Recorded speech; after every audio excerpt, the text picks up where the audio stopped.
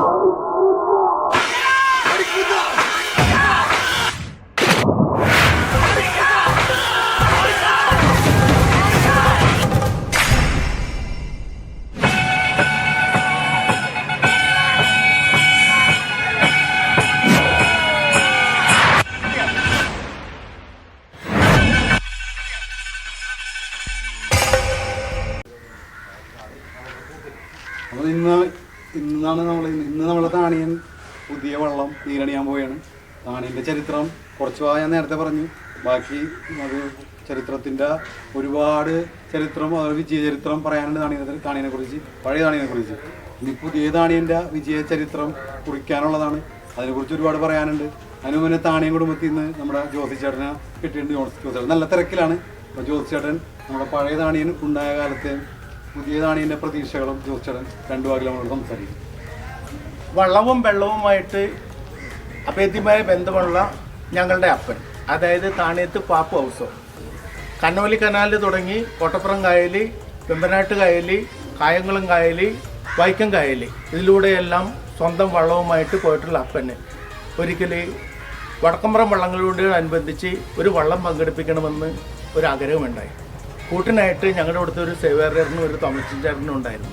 രണ്ടുപേരും കൂടി തേവരെയുള്ള ഒരു ജോസപ്പൻ, ഇവിടുന്ന് ബന്ധു പിടിച്ചേക്കണ, ഇവിടെ അടുത്ത വീട്ടിൽ നിന്ന് ബന്ധു പിടിച്ചേക്കണ ആ ജോസപ്പൻ്റെ പറഞ്ഞതനുസരിച്ചിട്ടാണ് തേവരയിലെ സായിപ്പിന്, അത് പോർച്ചുഗീസുകാരാണ്.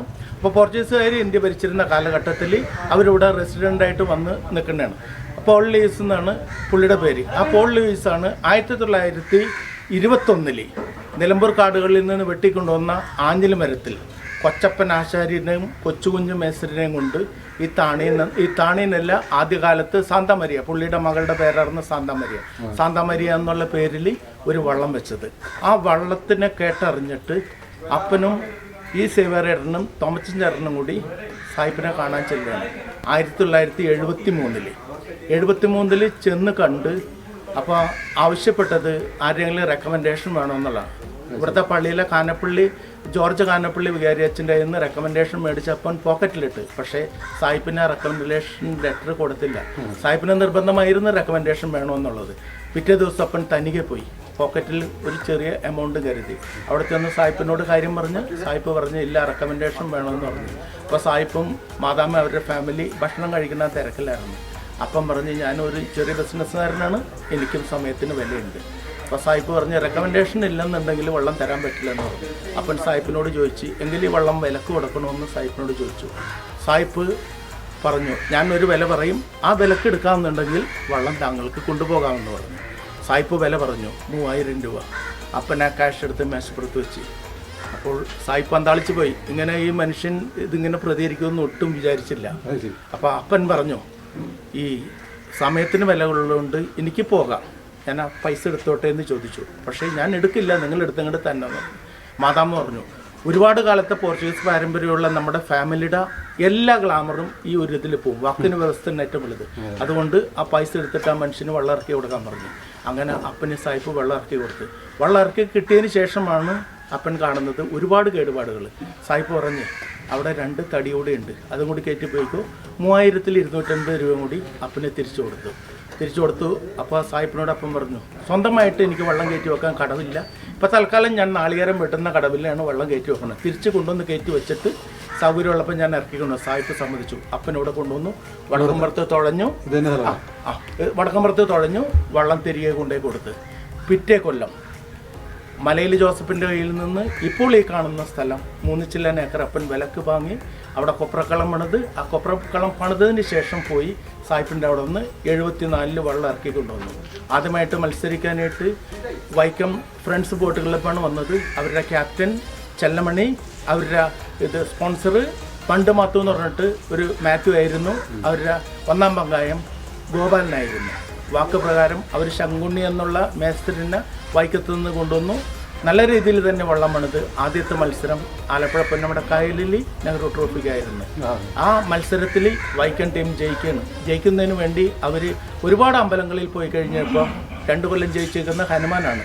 ഹനുമാൻ കുമ്പിടണമെന്നുണ്ടെങ്കിൽ ശ്രീരാമൻ്റെ മുമ്പിൽ മാത്രമേ ഹനുമാൻ കുമ്പിടുകയുള്ളൂ എന്ന് അറിഞ്ഞ അവരെ വള്ളത്തിൻ്റെ പേര് അണിയത്തോ അമരത്തോ ശ്രീരാമനെന്ന് ഞങ്ങൾ എഴുതിക്കോട്ടെ എന്ന് അപ്പനോട് ചോദിച്ചു. അപ്പൻ്റെ നിർദ്ദേശപ്രകാരം ശ്രീരാമൻ എന്ന പേര് എഴുതി. തുടർച്ചയായി 3 കൊല്ലം അവർ ആലപ്പുഴ നെഹ്റു ട്രോഫി എടുത്ത് ഹാട്രിക്ക് നേടുകയുണ്ടായത്. തൊട്ടടുത്ത കൊല്ലം വെള്ളൂര് ഫ്രണ്ട്സ് ബോട്ട് ക്ലബ്ബാണ് വള്ളം തുഴഞ്ഞത്. അങ്ങനെ 4 കൊല്ലം 75, 76, 77, 78 കൊല്ലങ്ങളിൽ താണിയൻ ആലപ്പുഴ ജയിച്ച് ഹാട്രിക്കോടുകൂടിയാണ് വന്നത്. ആ കാലയളവിൽ തന്നെ അവർ കോട്ടയം താഴ്ത്തങ്ങാടിയിലും കപ്പ് നേടിയിട്ടാണ് വള്ളം തിരിച്ചു വരുന്നത്. അതിനുശേഷം പിന്നെ ചരിത്രമാണ്. ഓരോ ടീമുകൾ മാറി മാറി ഗോതിരത്തി GBR തുടങ്ങി കണ്ടശാങ്കടവ്, കോട്ടപ്പുറം, എറണാകുളം ഇന്ദിരാഗാന്ധി, വെള്ളൂര് എല്ലാ മത്സരങ്ങളിലും പ്രശസ്തമായ രീതിയിൽ മത്സരം തുഴഞ്ഞു. അതിനുശേഷം ഒരു ചെറിയ കാലയളവ് ശ്രീരാമൻ വനവാസത്തിന് പോയ മാതിരി ഞങ്ങളുടെ വള്ളത്തിനും ഒരു വനവാസകാലം ഉണ്ടായിരുന്നു. ആ വനവാസം കഴിഞ്ഞിട്ട് പിന്നീട് തുടർച്ചയായ വിജയത്തിലോട്ട് കൊണ്ടുവന്നത് പാടൂർ യുവജന കലാസമിതി ടീമാണ്. ആ ടീമിൽ നിന്നും തിരുത്തിപ്പുറത്തുള്ള സെൻറ്റ് ജോസഫ് ബോട്ട് ക്ലബ്ബ്, കുറുമ്പത്തിരുത്തുമല ജോണോ ബോട്ട് ക്ലബ്ബ്, അങ്ങനെ പറയാട് സീക്കിംഗ് പറയാട് മുട്ടനകം ഒരുമിച്ചുള്ള ടീം, പാടൂർ യുവജന കലാസമിതി, അങ്ങനെ മാറി മാറി കപ്പ് നേടി. അതിനുശേഷം പ്രശസ്തമായ വിജയം കൈവരിക്കുന്നത് TBC കൊച്ചിൻ ടൗണിൻ്റെ രതീഷിലൂടെയാണ്. രതീഷ് ഒടുക്കിയ ആ ടീമിൽ നിന്നും ഒരു ദിവസം മത്സരിച്ച് 2 മത്സരങ്ങളും ഒരു സീസണിൽ പങ്കെടുത്ത 11 മത്സരങ്ങളും 7 ഹാട്രിക്കും വിജയം നേടി. തുടർച്ചയായ 23ഓളം മത്സരങ്ങൾ തുടർച്ചയായിട്ട് ജയിച്ചിട്ടാണ് ആ ആദ്യത്തെ താണിയൻ ഞങ്ങൾ ഷെഡിൽ കയറ്റി വെച്ചത്. പുതിയ കാലഘട്ടം വന്ന് പുതിയ മോഡൽ വള്ളങ്ങൾ വന്ന് അപ്പോൾ പുതുതലമുറ വള്ളങ്ങളോട് കോമ്പറ്റ് ചെയ്ത് ഒപ്പത്തിന് നിൽക്കാനോ തോളൊപ്പം നിൽക്കാനോ ഞങ്ങൾക്ക് സാധിക്കുമായിരുന്നുള്ളൂ. അപ്പോഴാണ് അടുത്ത തലമുറകൾക്ക് വേണ്ടിയിട്ട് ഒരു പുതിയ വള്ളം പണിയാനായിട്ട് ഞങ്ങൾ തീരുമാനിക്കുന്നത്. ആ തീരുമാനപ്രകാരം ഞാനും പാഞ്ചോച്ചനും കൂടി പോയി ഉമാമഹേശ്വരൻ തച്ചനെ കണ്ട് കാര്യങ്ങൾ പറഞ്ഞു. പിറ്റേ ദിവസം തന്നെ പാലായിൽ പോയി അവിടുന്ന് തടിയെടുത്തു, വള്ളത്തിൻ്റെ ഏറാവ് വെച്ചു, അച്ചു വെച്ചു, പണി തുടങ്ങി. വള്ളം ഇന്ന് നീറ്റിലിറക്കത്തക്ക വിധത്തിൽ ഉമാമഹേശ്വരനും മകൻ രാജേഷും അതിൻ്റെ കൊല്ലപ്പണിക്കാരൻ രവിയും കൂടി സുന്ദരമായ ഒരു വള്ളം ഞങ്ങൾക്ക് ഒരുക്കി തന്നു. ഇനി അടുത്ത തലമുറയുടെ ഞങ്ങൾ കൈമാറാൻ അവരാണ് വള്ളം തുഴയിപ്പിക്കേണ്ടത്, വിജയിപ്പിക്കേണ്ടത് അവരാണ്. ഞങ്ങൾക്കറിയാം ആത്മാർത്ഥതയുള്ള തുഴച്ചിൽക്കാർ. ഞങ്ങൾ തുടങ്ങുന്നത് കഴിഞ്ഞ CBL കിരീടം നേടിയ വള്ളത്തിരുത്തി ബോട്ട് ക്ലബിലൂടെയാണ് ഞങ്ങൾ പുതിയ വള്ളം പിച്ചു വെക്കാൻ പോകുന്നത്. ഞങ്ങൾക്ക് തീർത്തും ഉറപ്പുണ്ട് അവരുടെ കൈകളിലൂടെ മിന്നുന്ന വിജയങ്ങൾ കരസ്ഥമാക്കാൻ ഞങ്ങൾക്കും ഈ വള്ളത്തിന് സാധിക്കും എന്ന് തന്നെയാണ് ഞങ്ങളുടെ പൂർണ്ണ വിശ്വാസം. കുറഞ്ഞ വാക്കുകളിൽ സിമ്പിളായിട്ട് ജോസിച്ചേട്ടൻ പറഞ്ഞു കഴിഞ്ഞ് ഇനി ചരിത്രം മോളിൽ നിന്നെടുത്ത് പറഞ്ഞു തരേണ്ട ആവശ്യമേ ഇല്ല. കിടക്കണ് നമ്മുടെ പുതിയ ജലചക്രവർത്തി. ഇനി ഇവനായിരിക്കും നമ്മുടെ പുഴകൾ അല്ലെങ്കിൽ നമ്മുടെ കായലുകൾ അടക്കി വാഴാൻ പോകുന്നത്. താണിയൻ നമ്പർ 2 എന്ന് പറയാൻ പറ്റില്ല, നമ്പർ 1 തന്നെയാണ്. നമ്പർ 1 താണിയനെ പുനർനാമകരണം ചെയ്യാണ് താണിയൻ ദ ഗ്രേറ്റ്. ആദ്യത്തെ വള്ളത്തിനെ പുനർനാമകരണം ചെയ്യാണ് താണിയൻ ദ ഗ്രേറ്റ്. എന്നിട്ട് അപ്പൻ്റെ വള്ളം അപ്പൻ ഞങ്ങൾക്ക് കൈമാറിയതാണ്. ഞങ്ങൾ ഞങ്ങളുടെ മക്കളിലോട്ട് പുതിയ താണിയൻ വള്ളം കൈമാറി. ഓക്കെ, അപ്പോൾ ഒരുപാട് നന്ദിയുണ്ട്. താണീനെ കുറിച്ച് ഇനിയും അറിയാത്തവർക്ക് ജോസ് ചേട്ടൻ്റെ ഈ അറിവ് പകർന്ന് ഞങ്ങളുടെ ഈ ചാനൽ വഴി എല്ലാവർക്കും ലഭിക്കട്ടെ എന്ന് ഞങ്ങളും ആഗ്രഹിക്കുന്നു. അപ്പോൾ തുടർന്നും ഈ നമുക്ക് താണിയൻ്റെ നീരിറങ്ങി കഴിഞ്ഞതിന് ശേഷം എങ്ങനെയാണ് താണിയൻ്റെ കിടപ്പും അതിൻ്റെ മട്ടും ആ രാജകീയ വരവുമൊക്കെ കാണാനായിട്ട് നിങ്ങൾ നോക്കിക്കോ, പുറകെ വരുന്നു. കൂടാതെ ഇതിനകത്തൊരു നാഴികക്കല്ല് കൂടുതലുണ്ട്. ആലപ്പുഴയിൽ നിന്ന് ഞങ്ങൾ പിൻവാങ്ങിയ ശേഷം തിരിച്ചു ചെല്ലുന്നത് വിസ്മയ ബോട്ട് ക്ലബ്ബ് കാവാലത്തിലൂടെയാണ്. കാവാലം വിസ്മയ ബോട്ട് ക്ലബ്ബിലൂടെയാണ് ഞങ്ങൾ തിരിച്ചു ചെല്ലുന്നത്. അവർ 2012-ലും 2013-ലും 2014-ലും ആലപ്പുഴ നെഹ്റു ട്രോഫിയിൽ ഹാട്രിക്കും ചമ്പക്കുളത്ത് ഹാട്രിക്കും നേടിയാണ് ഞങ്ങളുടെ വള്ളം അവർ ഞങ്ങളെ തിരിച്ചേൽപ്പിക്കുന്നത്. അത് വീണ്ടും ഒരു കാൽവെപ്പാണ്. കാരണം ആ പഴയ താണിയൻ വള്ളം 2 ഹാട്രിക്ക്, തുടക്കം ഹാട്രിക്കിലൂടെ അവൻ മെല്ലെ ഓരം ചാരുന്നതും നെഹ്റു ട്രോഫിയിൽ ഒരു ഹാട്രിക്കിലൂടെ തന്നെയാണ്.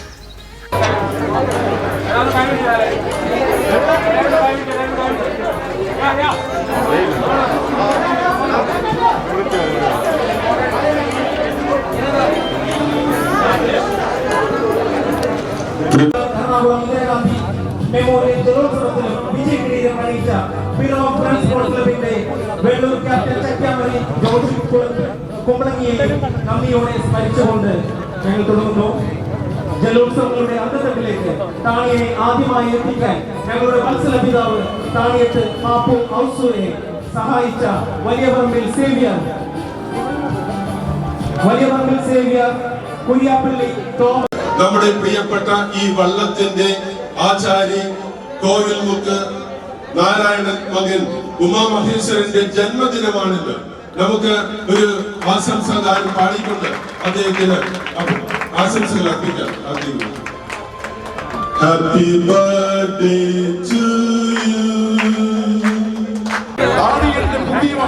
ഇതാ ഏതാണ് നിമിഷങ്ങൾക്കുള്ളിൽ ഏൽപ്പിക്കപ്പെടുമ്പോൾ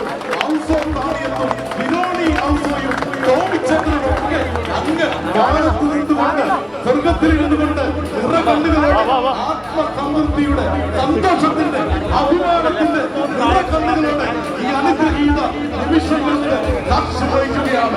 താണിയൻ മക്കളുടെ കൂട്ടായ്മയിൽ പെരിയാറിന്റെ പെരുമാറിലേക്ക് ഇത് കടന്നു വരികയാണ്.